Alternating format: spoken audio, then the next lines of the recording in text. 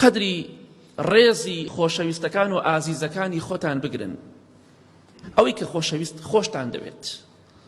سوێند بەخوا ڕۆژێک دێت، شەوێک دێت کۆتابینینی ئێوە دەبێت، کۆتابینینی ئێوە دەبێت. تەواو ئیتر دوای ئەوە یەکتری نابیننەوە.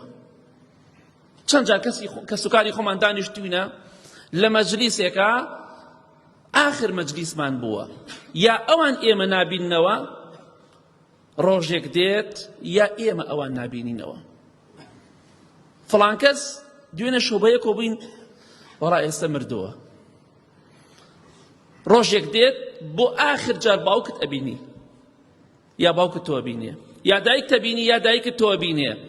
ڕۆژێک دێت بۆ ئاخر جار براکەی خۆت ئەبینی یا ئەو تۆ ئەبینێ، مناڵەکەی خۆت، خێزانەکەی خۆت، هەموو کەسێکت. بۆیە پێغەمبەری خوا صلی الله علیه وسلم جوبرائیل پێی فەرموو سلامی خوای لەسەر بێ کێت خۆشەوێ خۆشت بوێ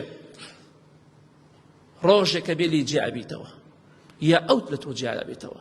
کەواتە بزانە ڕۆژێک دێت کۆتابینینمان دەبێت لەگەڵ کە سوکاری خۆماندا. بەڵام تەماشا ئەکەین شەوی پێشوو لەگەڵ کە سوکاری و ئازیزەکانی خۆمانە دانیشتبووین قسەی خۆش دەمەتەقێ پێکەنین، بەڵام شەوی دوایی گریان و خەمباری و خەم و خەفەت نەمان بینی گشتمان. شەوی پێشوو لەگەڵ باوکمان نبووین، لەگەڵ دایک و براو کە سوکارمان نبووین، خوشکەکەم لەگەڵ مێردەکەیا بوو، مێردەکە لەگەڵ خێزانەکەیا بوو، لەگەڵ منداڵەکانیا بوو، خۆشی و شادی، نان خواردن و قسەی خۆش. شەوی دوایش گریان و شیوەن و خەمباری و بێتاقەتی و کزیماتی. کەواتە ئەو ڕۆژە لە پێشمانە.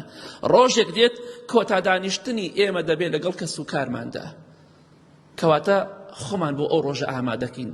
خۆشەویستی خوا فەرمی صلی الله علیه وسلم عاقڵترین کەس ئەو کەسەیە خۆی بۆ دوای مردن ئامادەکات.